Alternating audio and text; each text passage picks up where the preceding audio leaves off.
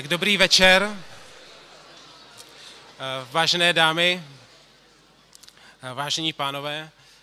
Dovolte mi, abych vás přivítal zde v aule Filozofické fakulty Univerzity Karlovy v Praze. Mé jméno je Tomáš Uher a budu vás provázet tuto přednáškou.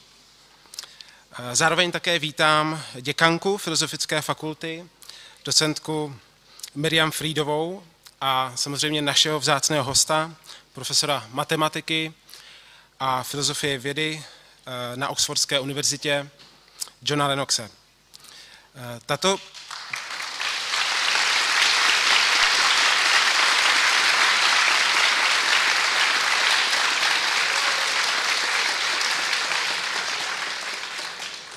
Tato přednáška byla iniciována univerzitním křesťanským hnutím a byla zaštítěna prorektorem, panem profesorem Janem Reutem a připravena ve spolupráci s Filozofickou fakultou.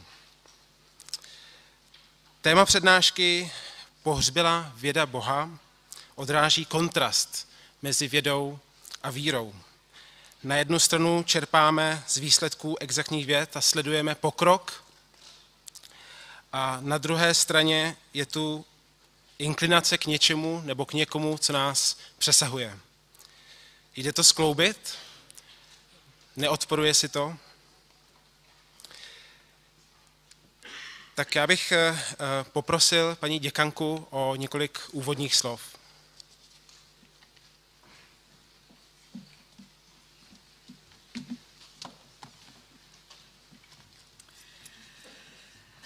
Dear colleagues, dear friends, I'm speechless. I don't think I've ever seen this hall this packed. So this is really wonderful, and thank you all for coming. Needless to say, it is a great pleasure and privilege to welcome Professor Lennox at the Faculty of Arts and to thank him for finding the time to come to our university and give a lecture on a topic that has been gaining in prominence and has inspired sustained interest, not just among specialists and intellectuals, but even in the public sphere and among you all. And because it is a topic that is also practically by definition controversial, it is surrounded by all sorts of favorite interpretations, favorite misinterpretations, favorite misunderstandings, myths, and above all, heated passions that don't always allow for a calm, rational discussion. And yet, I feel that that's what we need the most, a level-headed and well-informed discussion about the relationship between science and faith, perhaps representing two sides of the complex nature of man, as a being that has both a rational and a spiritual side. I personally truly welcome the chance in Professor Lennox's visit to hear a voice that will challenge us to ponder this complication and especially recently hotly debated question on both sides of the Atlantic. Professor Lennox comes to us from Oxford University, where he's a professor of mathematics and the philosophy of science, and tellingly, he also serves as an adjunct lecturer at the Oxford Center for Christian Apologetics.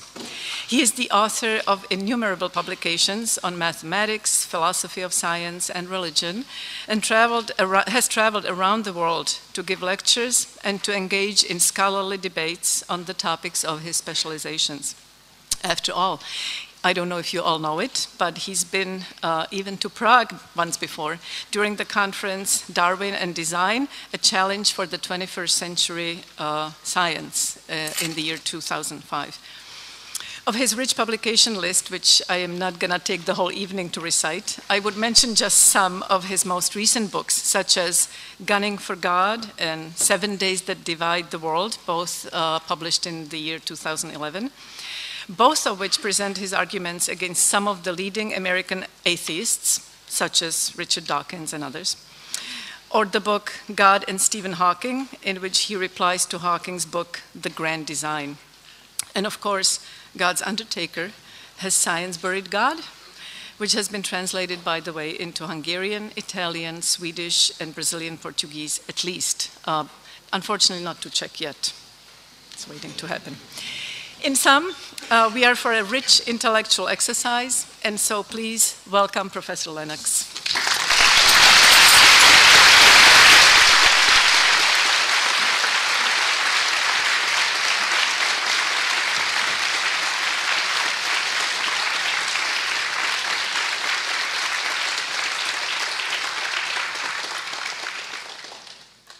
Dobry wieczór.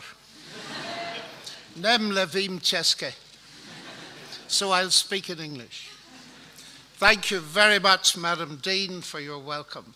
It's an absolute thrill, first of all, to be in Prague, because one of my intellectual heroes was here. His name, Johannes Kepler.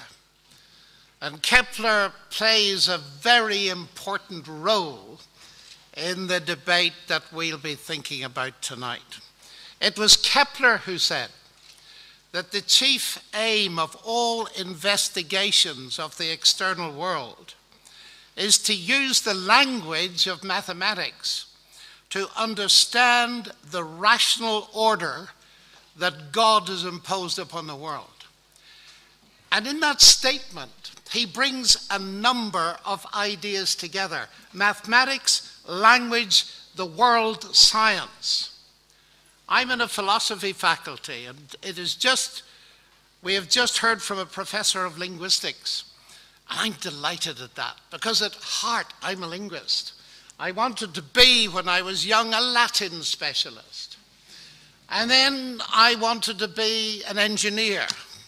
And then I was persuaded to do mathematics. But my language teacher at school made such a deep impression that I've carried the languages to this present day. And I'm glad I've done that. Because, of course, mathematics is at one end of the linguistic spectrum. It's the most compressed and accurate language we know. And so I feel I'm in between science and the arts. And that's why it is a particular honor, Madam, to be in your faculty this evening. Thank you very much indeed. Now, our topic is controversial because all the big questions that we ask are controversial.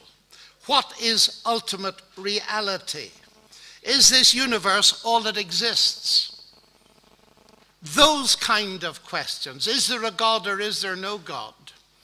They are questions that are inevitably controversial.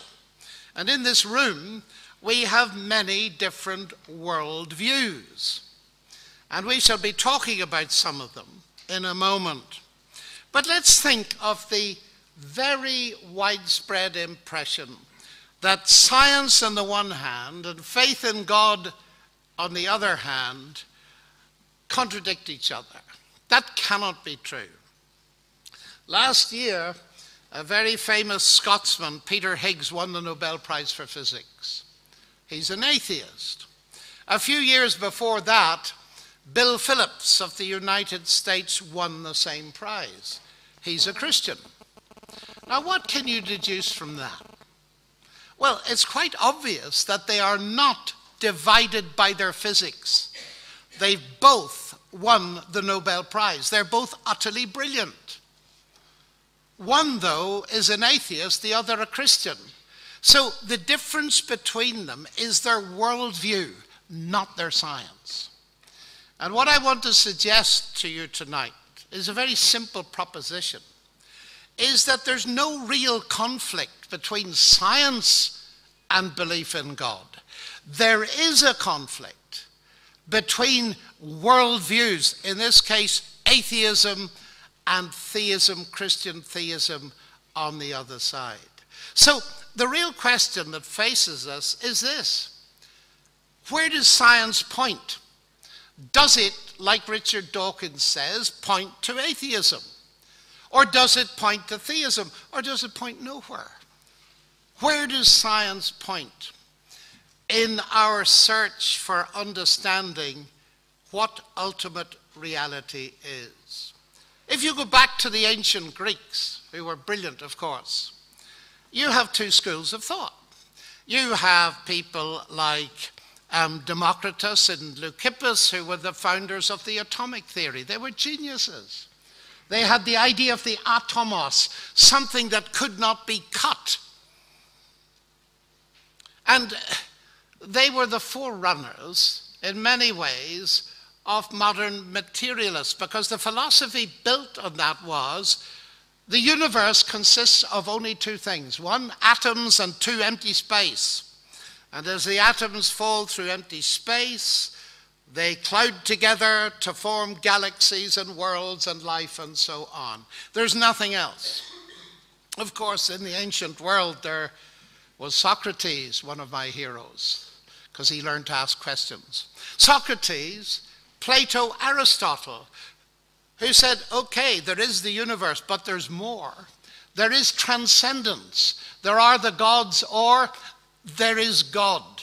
And coming up through the centuries to the 21st century in Prague, we find those two worldviews in the academy.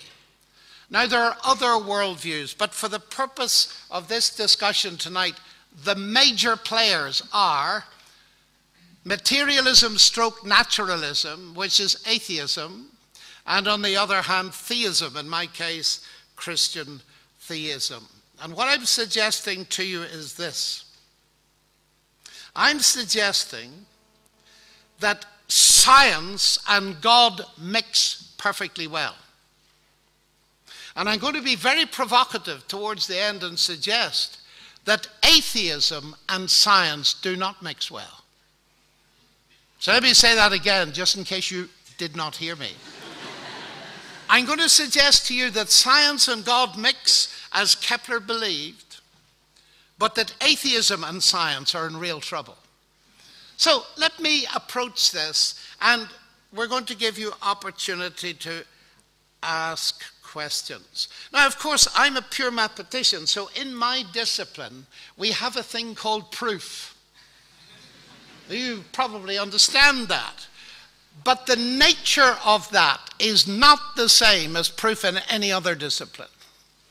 Because it starts with axioms, proceeds on accepted logic, and comes to conclusions. That's simplistic. I know there are all kinds of problems with that. But in all other disciplines of natural science, physics, chemistry, we cannot speak of rigorous proof. We can only speak of evidence, of pointers, of indicators, and so on. Now, of course, that doesn't mean we cannot be certain of them. I've been married for 46 years. I cannot prove to you mathematically that my wife loves me. But I'd stake my life on it. I came to Prague yesterday on a jet. I couldn't prove to you mathematically it would get me here. But I risked my life on it for you lot. So, we do have sufficient evidence. So what I'm going to be talking about is the evidence. Why would I, as a mathematician at Oxford, believe in God and not be an atheist? That's what I'm going to explain to you. Firstly, we start in Prague with Kepler. But there were other people in Prague, weren't there? There was Galileo as well, and Tycho Brahe, and a number of the most famous scientists in history. They believed in God, as did Isaac Newton. We had at least one in England, you see. We have to compete with the Czech on that score. Now, here's the interesting thing. The pioneers of modern science all believed in God. They didn't see a difficulty in believing in God. Far less than that. It was their faith in God that was the motor that drove their science. C.S. Lewis put it this way, and I used to listen to him. I'm very old, ladies and gentlemen. You must realize that. I remember C.S. Lewis in Cambridge, and he wrote, "Men became scientific." Why? Because they expected law in nature. And they expected law in nature because they believed in a lawgiver. That's what Kepler said was the purpose of science, using mathematics to discover the rational order that God had imposed on the universe. Now, this is vastly important because I need to emphasize this. They saw no conflict, but it wasn't that at all. It was they were doing their science because of their commitment to the existence of God. Now, of course, that poses a very interesting situation because Newton's chair, let me just stick with Newton. Newton's chair at Oxford until recently was occupied by Stephen Hawking. You've all heard of Stephen Hawking, haven't you? He's the most famous living scientist. And he has battled against motor neuron disease and so on for many years. And will win the Nobel Prize if Hawking radiation actually is shown to be true.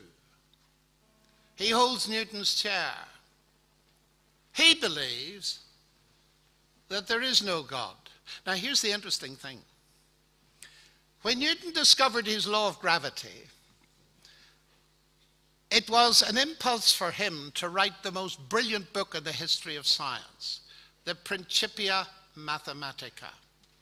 And he said in it, I hope that this book persuades thinking people to believe in a deity, in God. So his discoveries about the universe were put into a book, and he hoped that would help people to believe in God. Stephen Hawking says, because there is a law of gravity, there is no need to believe in God. Now that's very interesting to me. What has happened between Newton and Hawking? And I believe what has happened between Newton and Hawking can help us understand the heart of what this debate is all about. Why is it Newton says the law of gravity, God? Hawking says the law of gravity, no God. That encapsulates the argument pretty sharply. So what we've got now in many academic situations in the West is, as Hawking puts it, you must choose between God and science. If you want to be thought of as an intelligent person in the 21st century, you must forget God. And there's enormous pressure. Hawking and Dawkins both believe that God is a delusion, like Santa Claus. Now, I think we got Santa Claus from the Czech Republic, didn't we? No? Where did we get it from? From Finland. Now, you see, it's good to have a professor of linguistics here. I've learned something tonight. So, you all know who Santa Claus is, yes? Father Christmas. What do you call him in Czech?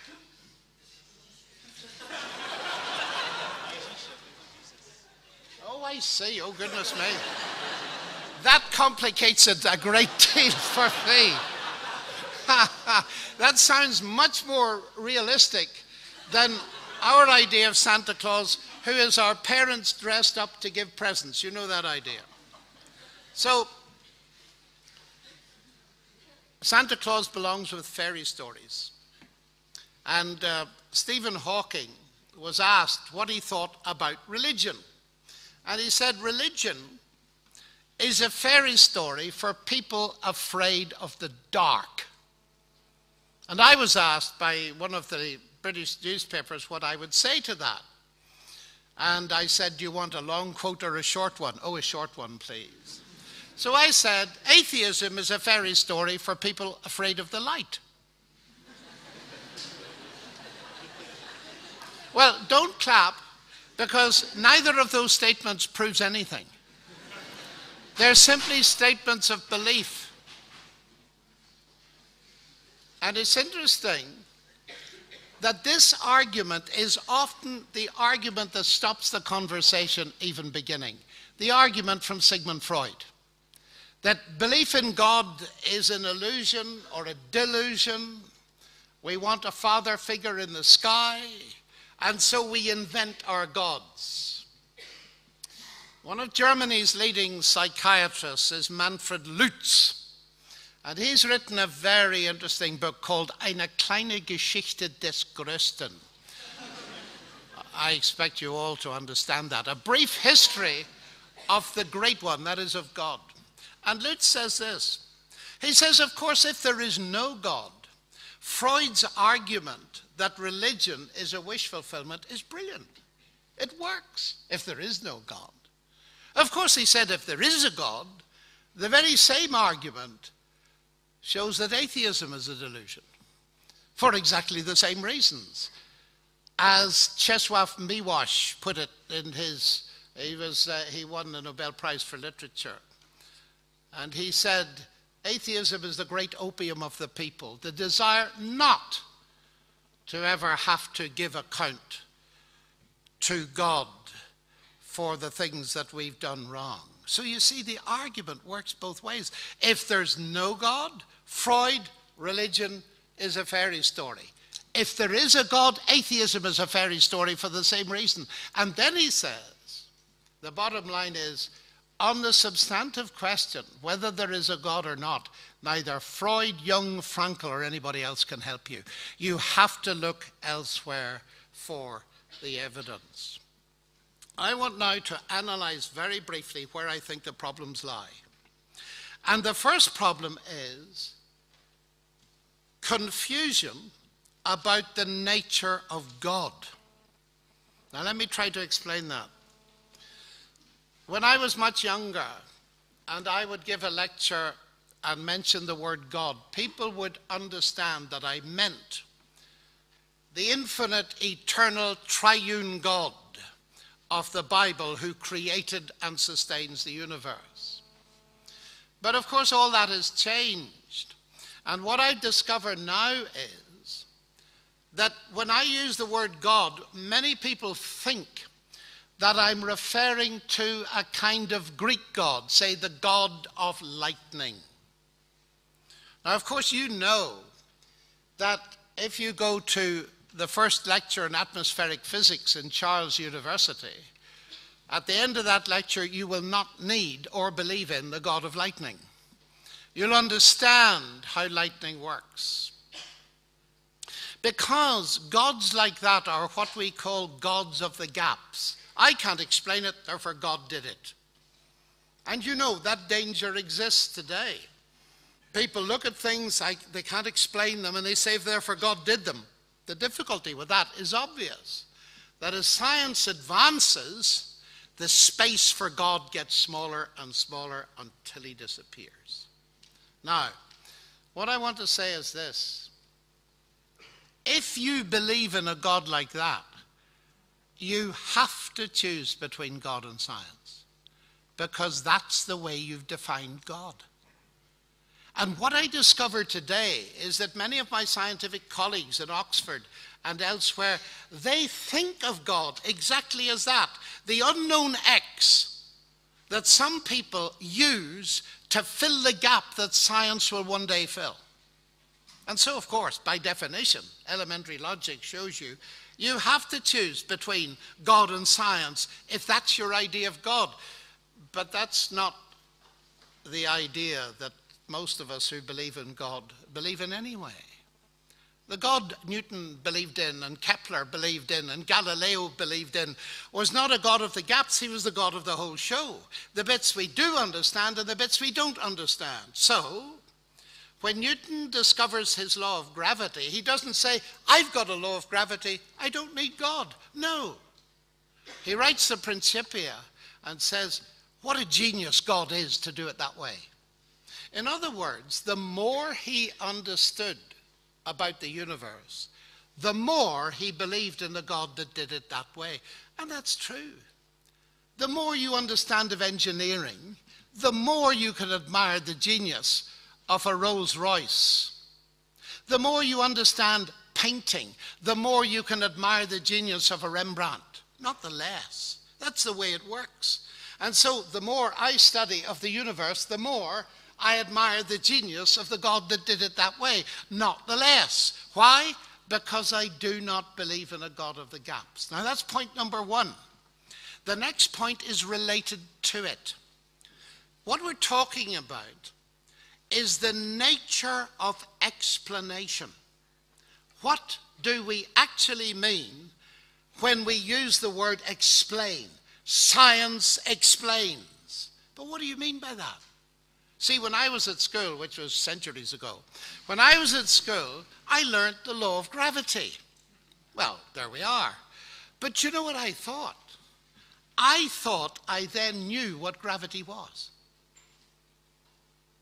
When I discovered that no one, not even today, knows what gravity is, I was staggered. The law of gravity is brilliant. It enables you to land a person on the moon without even Einstein's corrections. But it does not tell you what gravity is. And Newton had the intelligence to see that. Wittgenstein put it brilliantly, didn't he? Wittgenstein said, the greatest deception of modernism is that the laws of nature are explanations of the phenomena of nature. They are not. They are descriptions with predictive power, but they are not explanations. Now, here's the irony of the situation. We constantly hear, science explains, I don't need God. When science explains is only a partial statement of explanation. Now, it's very important we realize that. Having a law is only one thing. That doesn't tell you what the thing is. We don't know what energy is. We don't know what gravity is yet. So that's point number one. Point number two is still about the nature of explanation. I think a lot of the problem of conflict, imagined conflict between science and God, is that God is not the same kind of explanation as science. Let me explain that. Why is the kettle boiling? Well, because heat energy from a Bunsen flame is being conducted through the copper base of the kettle. And that heat is being transferred into the water molecules that are getting very uneasy and agitated and starting to move very fast. That's why the kettle's boiling. No, it isn't. It's boiling because I want a cup of tea. Now, why do you laugh? Because you can immediately see that that's an absurd statement. No, it's not. Yes, it is. Because what I've given to you are two kinds of explanation of a phenomenon.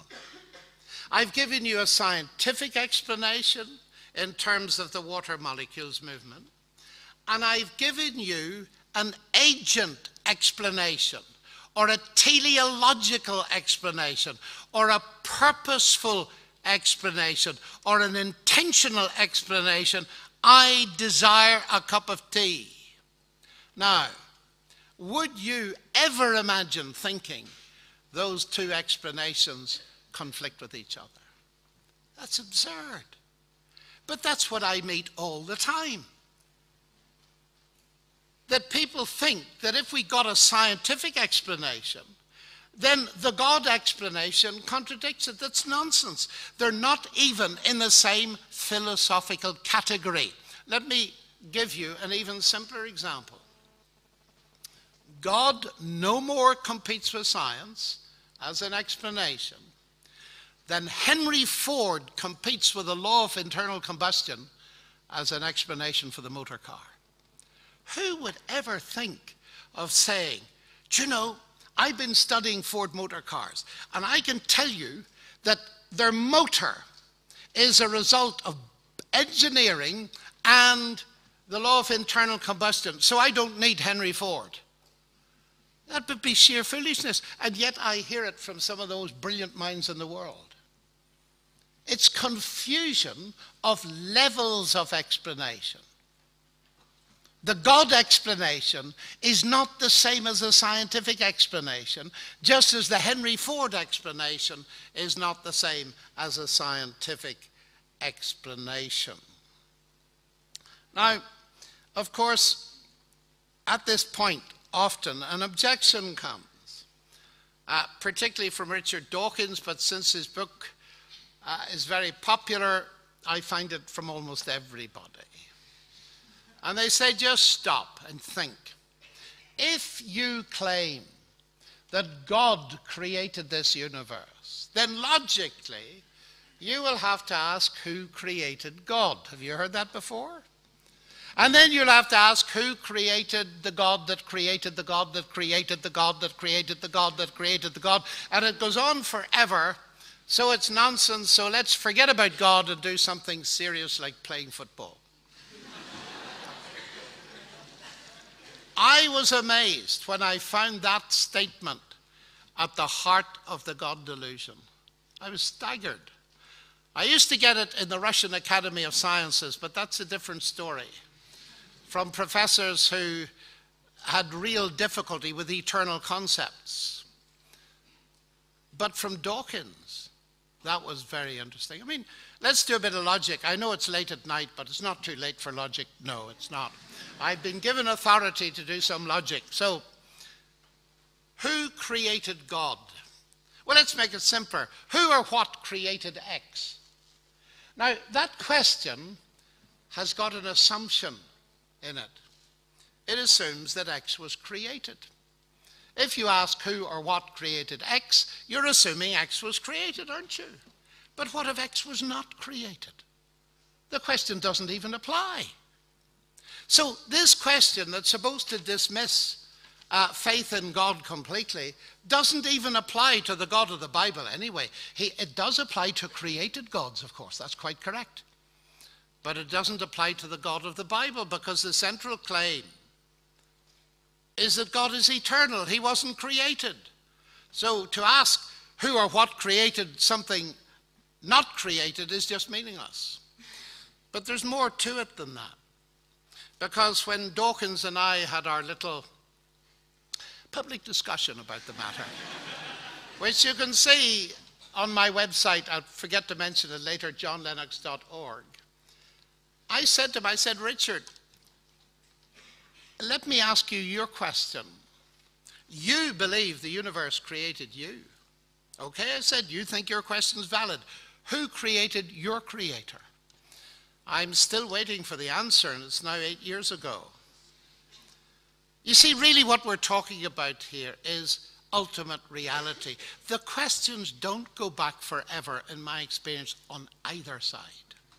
Many of my atheist friends, and I have many, they think that the questions stop with the universe, the multiverse, mass energy, and the latest candidate is nothing. You get the universe from nothing. And if you want me to talk about that, I will, but not now, in the questions. Others, like myself, think the questions stop with God. He's the ultimate reality. So each side has an ultimate reality. So the real question is, not is there an ultimate reality, but which reality is ultimate? So that's a little approach to some of those things. Now, the next confusion, if I might put it that way, is confusion about the nature of faith. This is one of the most difficult, I find, because people meet me and they say, I believe in God, I have faith in God, I trust in God. All those words in their original cognates in Greek and Latin have the same meaning. But now the definition has been subtly changed. Language changes. And you see now, and it's got into Webster's dictionary, here's the new entry: faith, noun, believing where there is no evidence. That's in the dictionary now. If you look at the Oxford English Dictionary, which has not yet been contaminated, but no doubt will be, faith, Latin, fides, trust, loyalty, and it raises all those questions. When I say I believe in X, or I trust X, or I have confidence in X, your next question is, on what basis? What's your evidence for your trust? But now, you see, the subtle redefinition is that faith is a religious word alone, and it means believing where there's no evidence.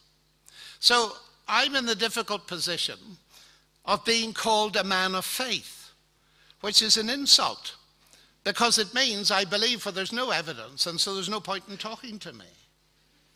Well, that's a very cheap cop-out in the world in which I live.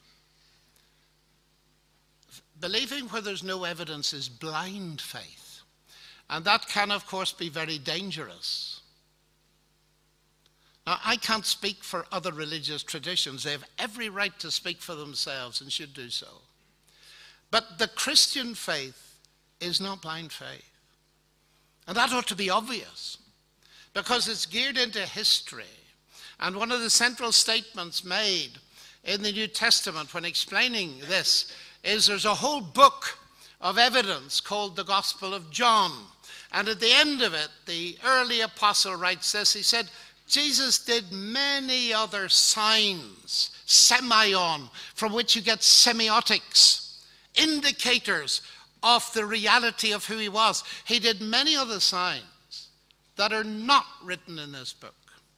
But these are written in order that you might believe, have faith, trust that Jesus is the Messiah, the Son of God, and that believing you might have life in his name. In other words, John saying, here's the evidence. I've searched it out. So to say that Christianity is blind faith is to ignore its central doctrine. And I wouldn't stand here for a moment if I didn't consider my faith to be evidence-based. That's a good term from contemporary medicine these days. Everything's got to be evidence-based, and not only in medicine but everywhere else. So that's the one side. The other side is equally dangerous. If you think that all faith is blind faith, it will blind you to the fact that faith is central to science. Galileo, Kepler, Newton, all of them believed that science could be done. Now, they believed science could be done because they believed in a rational creator. But just stop at the first level. You see, all of my scientific colleagues and I share the same faith, not in God, but in the fact that science can be done. But you see what that means? It means that we believe that the universe is, at least in part, accessible to the human mind. That's what every academic discipline. Now, you have to believe that before you start. I was taught physics many years ago, quantum physics, by John Polkinghorne. And he constantly says in his books this: physics is powerless to explain its faith in the mathematical intelligibility of the universe. Why? Because you have to believe that before you do any physics at all. So here's a very interesting situation. I now want to ask, what is the rational justification for my belief that science can be done? Now we're moving, as you'll see in a moment, right into the mainstream of the debate. And we start, interestingly enough, and it might surprise you, with Charles Darwin. And he made this statement: with me, the horrid doubt always arises, whether the convictions of man's mind, which has been developed from the mind of the lower animals, are of any value or at all trustworthy. Would anyone, he wrote, trust in the convictions of a monkey's mind, if there are any convictions in such a mind? Now, follow the logic of this. What Darwin is saying, that he's doubting the validity of reason. C.S. Lewis got onto this in the 1940s, but nobody really pursued it as they should have done. C.S. Lewis said this: science has been very effective because we've been using human reason to penetrate the natural world, as Kepler advised. But he said what we have failed to do is to think about thinking. We've thought about the natural world, but we haven't thought about thinking. And once you begin to think about thinking and ask what is the status and validity of the human rational faculty, you come to some very, very interesting questions indeed. John Gray is a professor emeritus of the history of European thought in London. He's an atheist. He writes very interesting stuff, including this. Modern humanism is the faith, notice the word, that through science humankind can know the truth and so be free. Now this is an atheist writing, it's not me writing. Listen to this, but if Darwin's theory of natural selection is true, this is impossible. The human mind serves evolutionary success, not truth. That's exactly picking up Darwin's own problem. Now let me come to two contemporary philosophers, both world famous, one a Christian, one an atheist. The first is Alvin Plantinga of the University of Notre Dame in America. If Dawkins is right, that we are the product of mindless, unguided natural processes, then he has given us strong reason to doubt the reliability of human cognitive faculties, and therefore inevitably to doubt the validity of any belief that they produce, including Dawkins' own science and his atheism. His biology and his belief in naturalism would therefore appear to be at war with each other in a conflict that has nothing whatever to do with God. In other words, Plantinga is saying that its atheism now is clashing with science. But when Thomas Nagel wrote his book a couple of years ago, it set cyberspace alight. It's worth Googling it. Thomas Nagel's book has a very, very simple title. It's called Mind and Cosmos. It was the subtitle that caused the trouble. Now, Thomas Nagel is one of the world's leading philosophers in New York. He's an atheist. He's a very strong atheist. He said, I do not want there to be a God. And here's what he writes. He said, the subtitle of his book is this: Why the neo-Darwinian view of the world is almost certainly false. What? That's staggering, and you can see the reactions in cyberspace. But here is part of his reason. And it's Lewis's reason and it's Plantinga's reason. He says, if the mental is not itself merely physical, it cannot be fully explained by physical science. Evolutionary naturalism implies that we should not take any of our convictions seriously, including the scientific world picture on which evolutionary naturalism itself depends. Now that's where the heart of the debate is today, I believe. It's raising the question.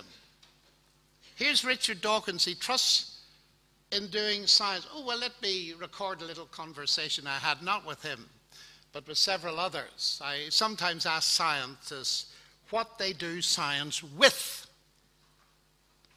They say, I've been given $1 billion and I've got the greatest machine in the world for studying X-rays at the back of Venus. Say, I don't mean that. I mean this. You mean my, and they almost say mind, but then they say brain, because they don't think there is a mind separate from the brain. Well, let's leave that. So I said, tell me about this brain with which you do science. Well, they said, do you want the long story? No, I say, I want the short story.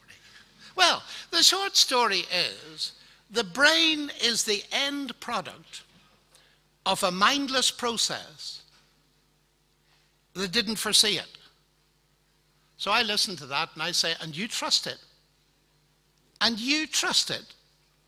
If you knew that your iPod or iPad or iMac or PC was the end product of a mindless, unguided process, you wouldn't even use it, would you? So why do you trust the end product of a mindless, unguided process? I don't get many convincing answers to that. Because this is what Nagel is saying. Now, this, I'm coming to my last point now. This is another aspect of explanation. You see, in the natural sciences mainly, we are taught that a good explanation comes from the simple to the complex. Yes? And you explain complex things in terms of simple things. In other words, you reduce the complex to the simple. That's what we call reductionism. And it works, of course. In everyday life, we use what's called methodological reductionism. And you students will do this all the time. You get a big problem. Your professor says, solve this big problem. Yes, yes, sir, or yes, ma'am. And what you do is try and split it into smaller problems. Solve the small problems and get insight on the big problems. That's what we call methodological reductionism. But there's another kind, well, there's several other kinds, but there's another kind called ontological reductionism. From the Greek word ontos, meaning being. For example, one might say that this notice is nothing but molecules of canvas and paint. The nothing but word is the characteristic of ontological reductionism. And this idea that you can always go from the simple to the complex works marvelously in many areas. There's one area it doesn't work, and that's where language is involved. Let me tell you a little story. It is story time because I'm nearly finished. May I tell you a story about my college? Well, we have these nice dinners on Thursday night, and they're great, but you can't always choose who sits beside you. So I found myself sitting beside a very eminent biochemist. And he made the mistake of asking me, what do you do? And I said, I'm a pure mathematician. Oh, he said, how dreadfully boring. Unfortunately, he meant it. And he said, what kind of a mathematician? Algebra, I said. Oh, he said, even worse, that's terrible. So I was a little embarrassed. So I said, you know, I tried to make up for the unsociable nature of my academic field by being interested in bigger things and bigger questions. He said, what bigger questions? Well, I said, you know, the universe out there, what is its status? Is it created or not? Human life, what is its status? Is it made in the image of God, or is it just the result of random, unguided processes? Oh dear, he said, it's far worse than I thought. He said, listen, I'm a reductionist, I'm a materialist, I'm an atheist. We have nothing to talk about. We're going to have a miserable evening. So that was a big challenge. So I said, no, we're going to have a wonderful evening. He said, why? Well, I said, reductionism is fascinating. I know at least 3 kinds. What kind are you? I said, I suspect you're a methodological reductionist. And I explained what I've just explained to you. And he said, yes. Well, I said, we can at least talk about that, because I do that too. He said, that's not what I mean. I said, I know it's not what you mean. You're an ontological reductionist. And he said, that's exactly right. I believe everything can be reduced to physics and chemistry. Oh, I said, that's very interesting. Really? Yes, he said, I do. Well, I said, why don't we do an experiment? He said, this is the dinner table. I said, yes, but it's Oxford. So he said, what's the experiment? So I picked up the menu, and on the menu, I don't know that I can write on this, can I? Probably not. No, never mind, you can imagine it. On the menu, it said roast chicken. Not even in French, it wasn't even very imaginative. So he said, what's the problem? Well, I said, look at this. R-O-A-S-T. Yes, he said, I can see that's roast. I said, how could you see that? I said, it appears to have some meaning for you. Yes, he said, of course, it's roast. What's the problem? Well, I said, you told me you're a reductionist. He said, that's right. I said, will you please explain to me the semiotics of those symbols and the way they carry the meaning roast in terms of the physics and chemistry of the paper and ink. So there was a silence, and his wife was there. And she said, get out of that if you can.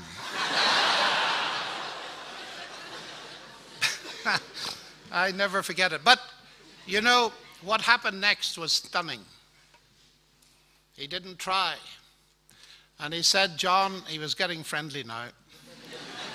He said, for 40 years, I've gone into my lab in Oxford thinking that could be done. I was staggered at the honesty of it. I said, come on. I said, physics and chemistry have only been operating for about 500 years. He said, it doesn't matter. I said, why doesn't it matter?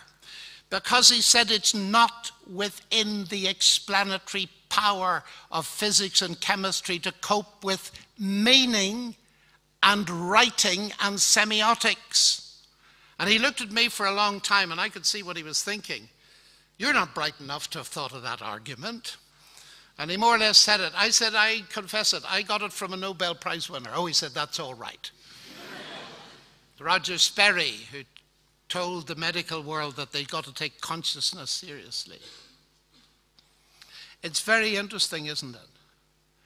The moment you see text, you infer upwards to a mind behind that text. Now, in producing this poster, there may have been many automatic processes, many blind processes, many not so blind, steered by computers. But the moment you see this, and you only have to see those 3 letters, that's all. And you know there's a mind behind it. So I pushed my biochemical friend. And I said, R-O-A-S-T has 5 letters. And I said, in your lab, what do you work with? He said, DNA. Oh, I said, DNA.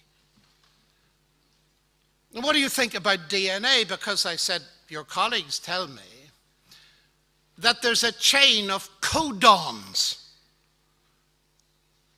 That means they carry meaning, doesn't it? Yes, he said, it does. They code for the proteins. I said, just remind me how long the DNA word is. He said 3.5 times 10 to the 9, 3.5 billion letters. I said, what about that then? Treat it as a black box. And you come across a black box with the longest word we've ever discovered in any language. Oh, well, he said, chance and the laws of nature. I said, half a minute. You looked at R-O-A-S-T. I said, what's the difference? He didn't know. And I found many people don't know. Ladies and gentlemen, I'm going to close with this. I am fascinated as a scientist, living in the information age. Living to see that not only is Nagel right, but there's much more to this. Theoretical computer science tells us, doesn't it, that natural processes are good at transmitting information. They cannot create it. And I think in the days to come, people are going to have to take much more seriously this irony of 21st century physics, and it's this. Materialism is very deeply embedded, or naturalism, which is slightly different, embedded in the culture. But they fail to deal with language.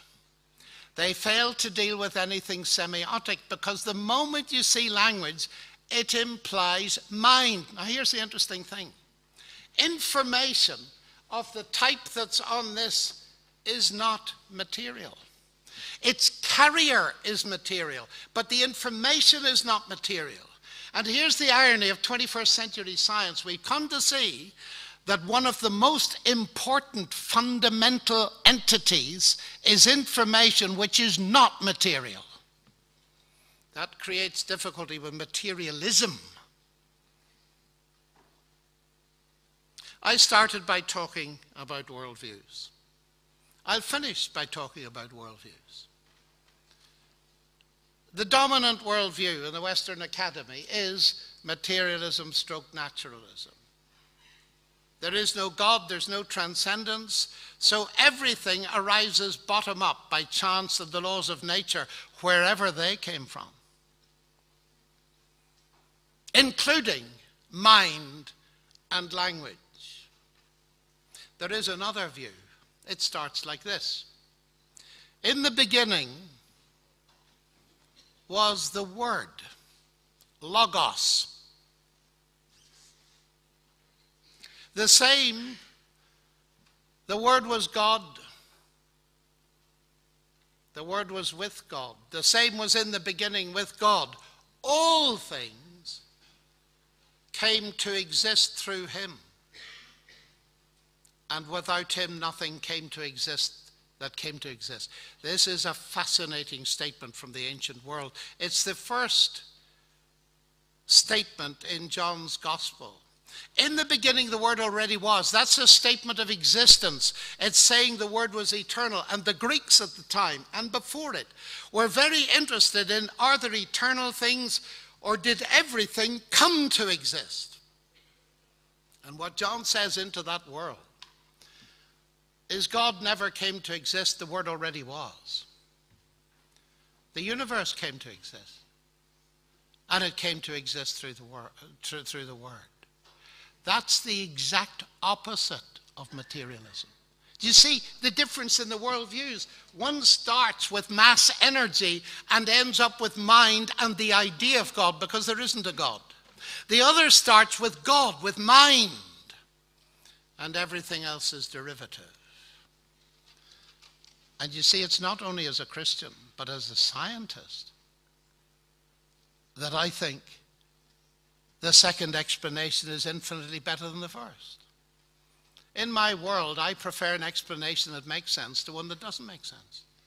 And when my colleagues tell me they're trusting something that they believe is the end product of a mindless, unguided process, I suggest to them this. I say, you know, you're not only shooting yourself in the foot. That's quite painful if you've ever tried it.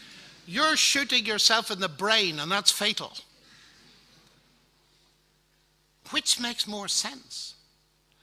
And it's the God explanation makes infinitely more sense to me than the idea that everything has been self-generated, not only from mass energy, but actually from nothing. That doesn't make sense at all. So, ladies and gentlemen, I'm just so glad I believe the same thing as Johannes Kepler. Thank you very much.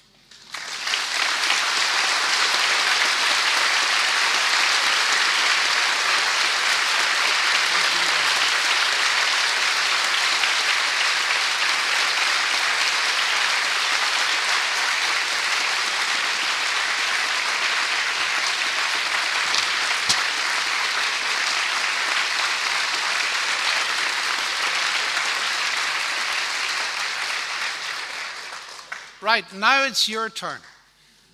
What we're going to do is what I always do. In a crowd like this, everybody is interested in the other person's questions. You've probably noticed that. So what we're going to do is, I know you want to find out, and I want to find out the spectrum of questions that's going on in your mind. So I'm going to collect 4 or 5 questions before I answer any of them. So what I'm going to ask you to do, there are roving microphones, is to stand up, ask your question, remembering that the time you take for your question is time taken away from the next person. So it's a question time, not a statement time, a question time that I've been asked to do. And I will write them down, and when I've got enough, which will be in about the first 30 seconds, I think, I will attempt to answer them. So off we go. Put up your hand and somebody at the front will see you and get a mic to you.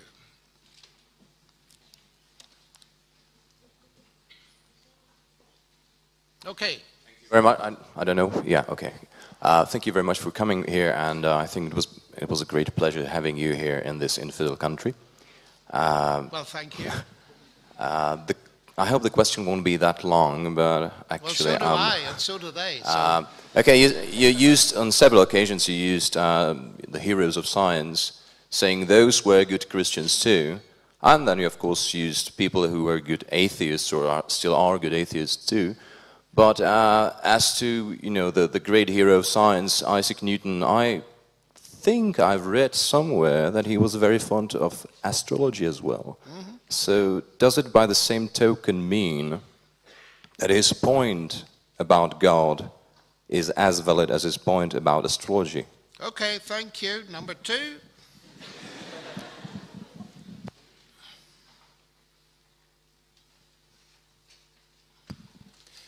Tak jestli můžeme tady dopředu ve třetí řadě.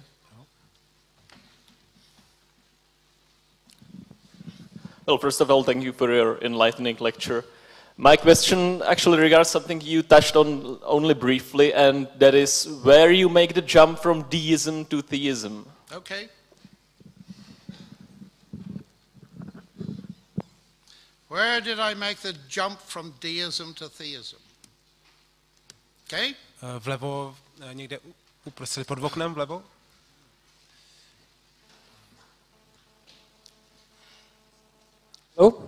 You made a very interesting point about theoretical computer science, talking about transforming information. Yes. Most of theoretical computer science is based on the idea of Turing machines, Correct. which do not assume any randomness. And many scientists are talking about a random process. So whether you could elaborate on that, maybe. Okay. V první třetině ze zhora, uprostřed. Number 4, please. When you speak of the idea of a certain perfect universe, I'm not trying to put words in your mouth, but... Well, don't. Yeah. But that's the way it kind of sounds to me, that, you know... well, go on, ask your question. I didn't use the word perfect, but you did. But you ask your question. The idea is that our universe needs to be perfect, because if it weren't, we wouldn't... I can't hear what you're saying. That our universe needs to be perfect, because if it weren't, we wouldn't be here to perceive it. So if there is an imperfect universe, there wouldn't be us, and there wouldn't be anyone to perceive it. So how can there even be an imperfect universe? A universe where the laws of gravity don't apply. Okay, I've got the question. Thank you. Next.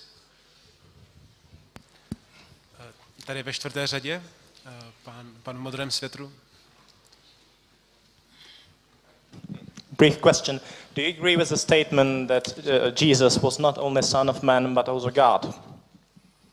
It's a brief question, yes. A za ním pán v bledě modrém svetru? Okay, one more perhaps, or 2. I'll get to 7 and then we'll quit. Yes. Is the law of gravity less fascinating to you without a God to have created it? And if so, why? That's an interesting one. Is the law of gravity less fascinating if there were no God? A ve třetí řadě ze spoda vlevo? Yeah? Okay, I've got it. 7, last one for the moment. I want to ask only one question. You have mentioned energy. And I want to ask if there is something between God and energy. Something between God and energy? Yeah, something like cooperating. They are cooperating together. Okay, let's have a go at these. Now, this is a Q&A. Do you know what that means? It means it's inadequate. Why? Because most of these questions need a lecture. So you've got a choice. Do you want a lecture in each question, or do you want 1 or 2 suggestions? I'm only going to give my initial reaction to these, and that's okay, because most of you are students, and if you have questions, the best work is the work you do in investigating them. So it's going to be inadequate by definition. Okay, well, let's have a go, not necessarily in the order in which we got the questions. But I will start with Newton and so on, and he did indeed have some very funny views about astrology. What I notice is that most scientists don't believe his views of astrology, but his law of gravitation, his optics, and all the rest of it have pushed themselves through. That's point number one. Of course, the second point to make is this, that at least we must listen to Newton and Kepler, that their motivation and their conviction in doing this stuff was their belief in God. Now, they did have some wacky ideas about God. But of course, the wacky ideas get tuned out a bit as we look at other people. That's point number two. Point number three is this. When I mentioned this to Richard Dawkins, he said, but look, he said, everybody believed in God in Europe in those days, or in the world. He said, everybody believed in God.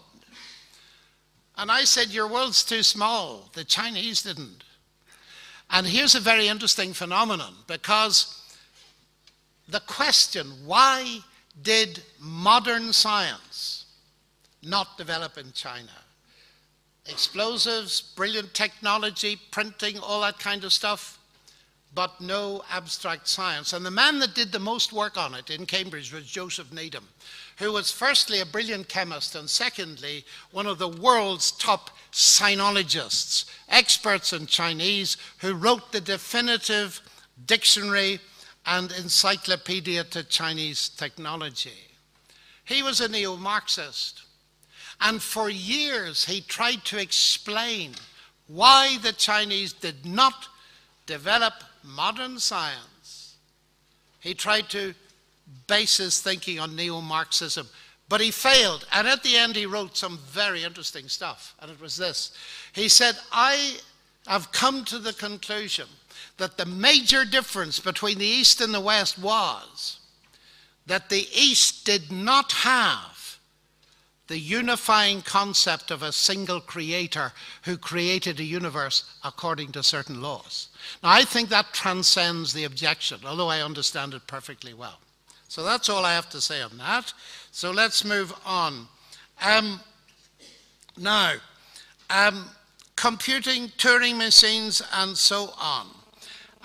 My understanding of this, which may well be limited, but the people that work on this, like Bernd Olaf Kupras and so on, I think the point they're making is that any computer, past, present, or future, can be simulated by a Turing machine on the basis of the Church Turing thesis. Okay.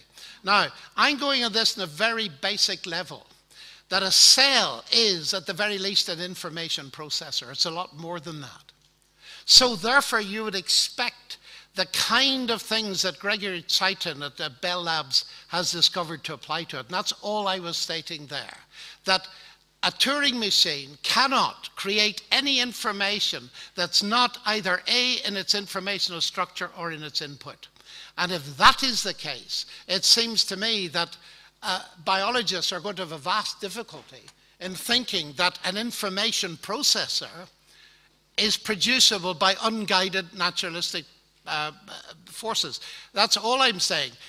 The next level, of course, is that we are not only based on a text in part in our DNA code, we are text producers. We can speak. We can produce language. But that's to take it a lot further than I could possibly do tonight. So let's go on to the universe needs to be perfect, otherwise we wouldn't be here. Now, the word perfect is not a word I use much, because I always ask, what do you mean by it? But in the context of the question, I think you're referring to the usual fine-tuning argument. This world is very special, otherwise we wouldn't have been here. Whether it needs to be perfect, whatever that means, because if you're engineering something, perfection is actually never achievable. You have to have a compromise, because you'll probably discover as you get older that as age goes up, weight goes up. And that creates certain problems for physical movement and so on. So you cannot scale a fly up to the size of an elephant. So perfection, I don't think, is the word to use, but your question is a very valid one. And the argument often is, look, here we are. We wouldn't be here if the universe hadn't been productive of creatures like us. And of course that's true. But what does that prove? That simply gives the surprise effect. It doesn't solve anything, because what it doesn't do is answer the question, why is the universe like it is? And it's very interesting you raise this, because this specialness of the universe is something my atheist friends always like me to talk about. For this reason, it's very generous of them. They say to me, you know, we hope you're going to use your best argument against atheism. So when somebody offers me that chance, I of course ask them, what is my best argument against atheism? And they say the best argument against atheism is fine-tuning. If I were ever to become a believer in God, it would be because of fine-tuning. Now, what our friend is referring to is the amazing thing that science has discovered in the last 50, 60 years. The fine-tuning of the universe is staggering, ladies and gentlemen. One of my colleagues is Sir Roger Penrose, just as bright as Hawking, maybe even brighter.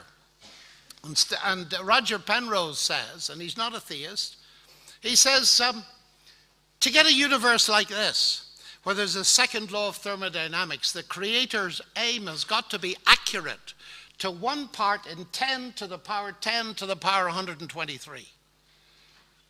Which, if you write a 1 here and a 0 on every elementary particle in the universe, you can't write it out to the base 10.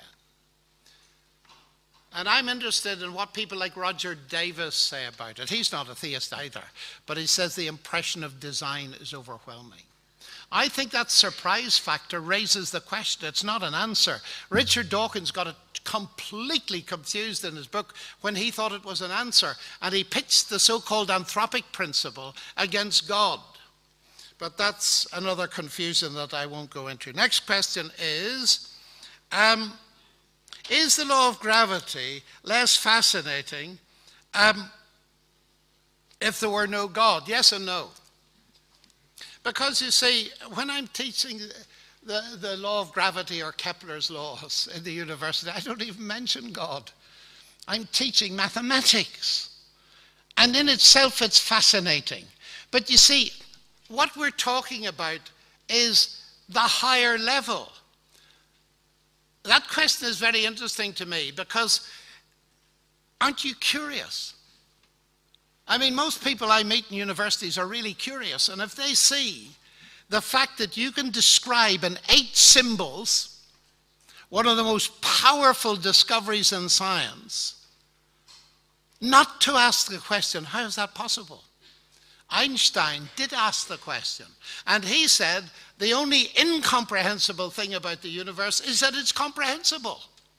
Why is it comprehensible? Now, if you decide not to ask the question, that's fine. But I'm surprised at you if you don't. So I want to say, of course I find gravity with God more fascinating, but it's not gravity with God, it's that gravity points to God. It's much more than that. The law of gravity, formulated in language, if there were no God, we wouldn't begin to understand it, because as I've just been arguing to you, don't have any rationality unless it's backed up by a rational mind. It goes much deeper than just saying, do you like gravity with or without God? It's not like, do you like your apple pie with or without ice cream? It's a much deeper philosophical question than that. And the whole thing belongs together. I'm curious, you see. That's why I do what I do. I'm interested in questions. And I recall Paul Davies saying, you know, it strikes me as a physicist as very curious when people study the laws of nature, they study the universe, they study the stars, and then they say, well, what about the universe? Well, it just is. It just is, as Bertrand Russell said. He said, I don't understand people like that. I wonder whether they're real scientists. There's a curiosity of the human mind. That's why at university. Follow the questions. Right, okay, that's enough about that. Let's see. Is there something between God and energy? Well, I'm not sure what that would mean, but what I would say is this.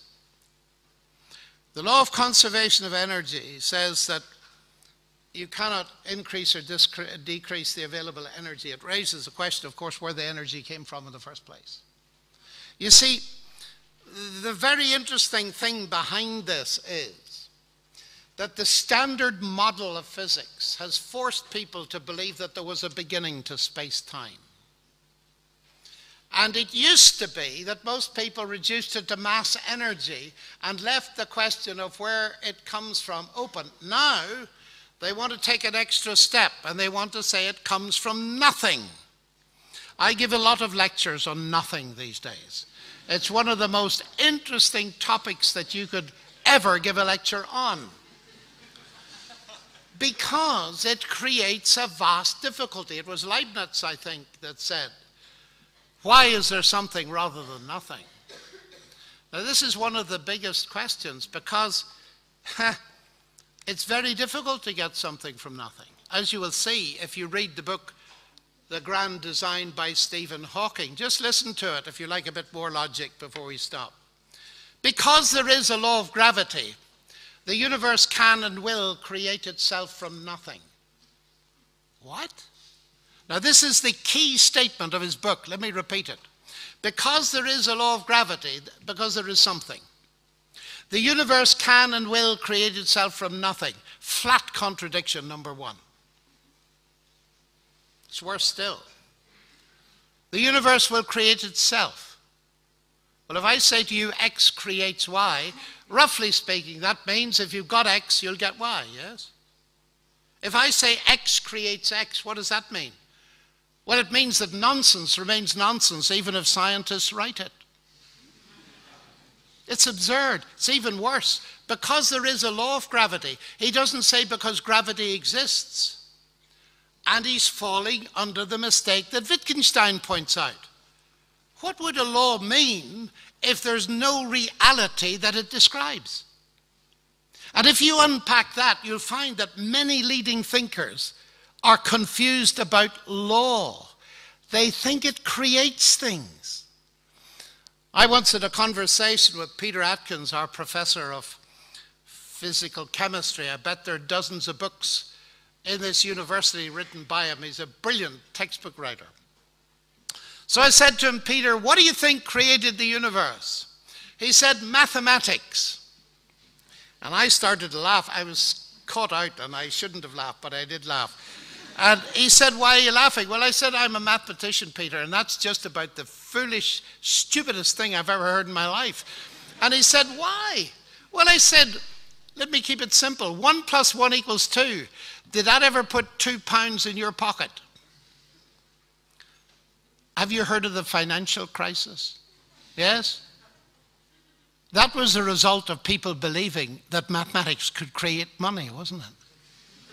We call it creative accounting. This idea that laws create is a huge confusion. Laws describe. Newton's laws of motion never moved a billiard ball in the history of the universe. People with cues do that. So we must realize that these laws are not causes. They don't cause anything to happen. They describe what happens, when it happens.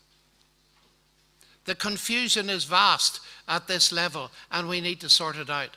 And you see, Hawking hasn't answered his question at all. Now, the difficulty with nothing is that if you cannot get a universe easily from nothing, you redefine nothing. Yes, you do. Because nothing in Hawking's book becomes a quantum vacuum or something else. And it becomes physical. Listen to this. I wonder what you'd think of this if you found a high school student writing it. Because something is physical, nothing must be physical, especially if you define it as the absence of something. What? Because something is physical, nothing must be physical, especially if you define it as the absence of something. Do you know who wrote that? One of the world's most famous astrophysicists, Lawrence Krauss. It's utterly absurd. They cannot get a universe from nothing, so they try to make nothing physical.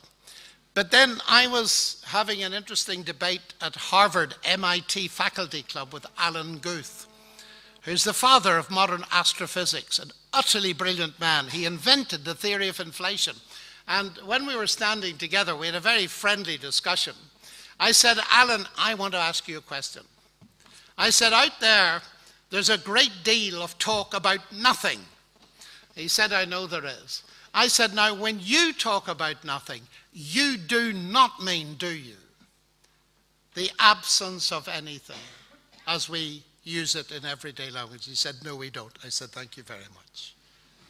They have not succeeded, even though there's book after book after book claiming to get a universe from nothing. And the absurdity to which they're reduced shows to me that the alternative is, of course, much more sensible. I do not believe the universe came from nothing. It came from nothing physical, but it came by the creation of God, who is not physical or material. God is spirit. So, we're nearly at the end. I promised to finish in a couple of minutes, so I'm going to do that. How did I leap from deism to theism? I didn't leap. What I did was presented arguments that I believe pointed to God. Now, the difference between deism and theism is, deism is the idea very popular in the 18th and 19th centuries, of the idea that God started it off and let it run. A couple of times tonight, I said that God is the creator and the upholder of the universe. I'm a Christian, I'm not a deist.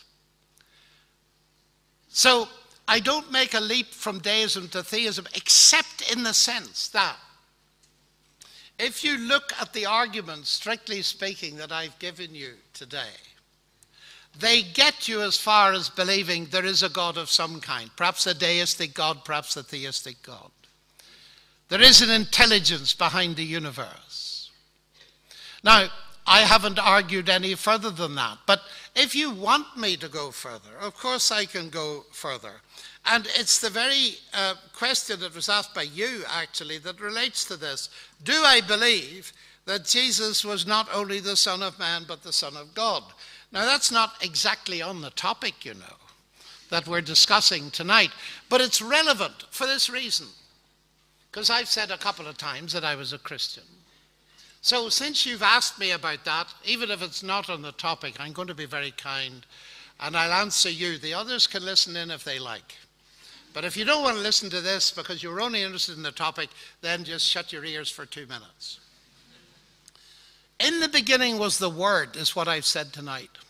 That there's an intelligent God who creates a universe that operates according to linguistically described laws, and in it there are beings made in his image who are capable of producing text, and all life itself is based on text. That's step number one.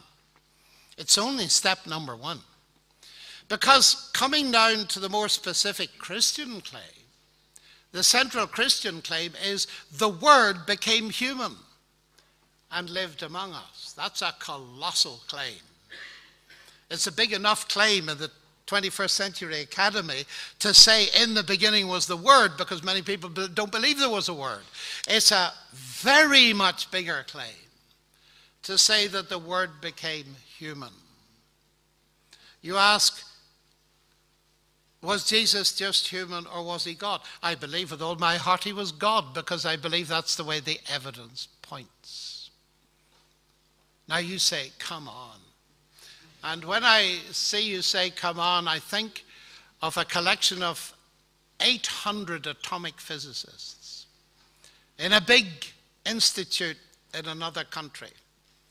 And after my talk, a professor from Oxford came up to me and he said, well, now, Professor Lennox, that was a very nice talk. And I can say, yes, there is some evidence for a deistic God, but I think you're a Christian. He was very sharp, you see. I think you're a Christian. And he said, now you're obliged to believe, aren't you, that Jesus was both human and God. I said, that's right. Oh, he said, come on. Come on, we're in the 21st century and you're a professor of mathematics. I said, now you've asked all the questions. We'll come to your question. Can I ask you simpler questions first? He said, sure. I said to him, tell me, what is consciousness? He said, I don't know. I said, okay, you don't know, right? Let's try a simpler thing. What is energy? Well, he said, we can measure it, we can use it. I said, what is it? Shorter, longer hesitation, I don't know. Oh, I said, tell me, I said, do you believe in consciousness and energy? Yes, I do. And you don't know what they are. I said, should I write you off as a physicist and dismiss you? He said, please don't. I said, 5 minutes ago, you were going to write me off because I couldn't explain to you anything about how the deity of Jesus relates to his humanity. Said, of course I can't explain it to you. If we can't explain the simpler things like energy and light and gravity and consciousness, how do you think I can explain to you the consciousness of God? But I said, let me pursue this. Why do you believe in energy and consciousness, even though you don't exactly know what they are? I said, I think that you believe in those concepts because of their explanatory power. And I said, when I look at Jesus Christ and what he did in history, what he did for people, the track he's left in history, from the 1st century to the 21st. When I see what he's done in my life, in the life of my wife and family, when I see what he's done in transforming the lives of others, I find that the explanation that says he was both God and human is the only one that makes sense. And that's why I believe it, in part. You see, your question is totally valid. Because what I'm claiming, of course, you'll have realized this world is not the only world there is. There is super nature, and it breaks into nature in our rationality, because in our rationality, God is giving us evidence of the origination of the universe. And that prepares our minds for the much bigger thing. Because you see, ladies and gentlemen, it's fascinating to believe that there is a God and to have scientific reasons for doing so. It is an infinitely greater thing to get to know God. And I believe that's possible. The science is a pointer. It's not the whole story. But the whole story is a topic for another time. Thank you very much indeed.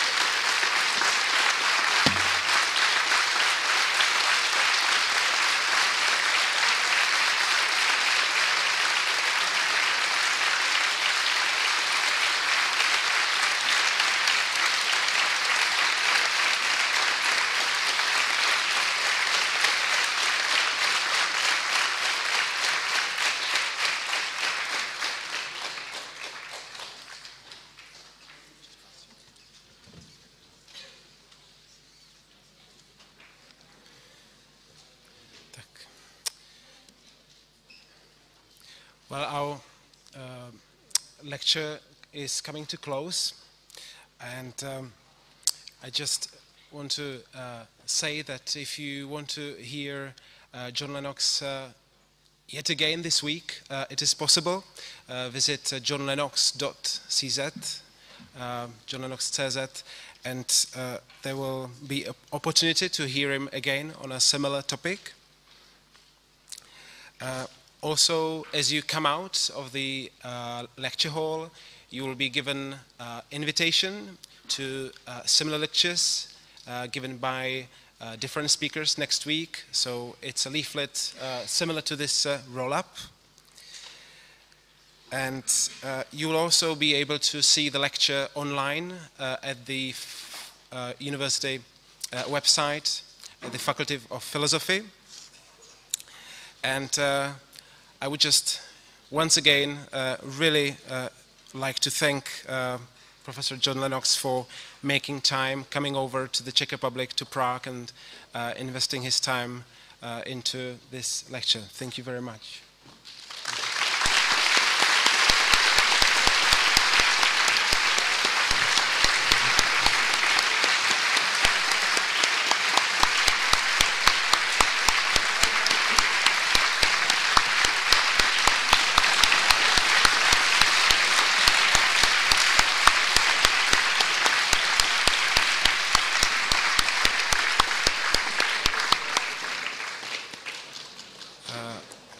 Ti, kteří mají zařízení překladatelské, prosím, nezapomeňte ho odevzdat a přeji hezký večer.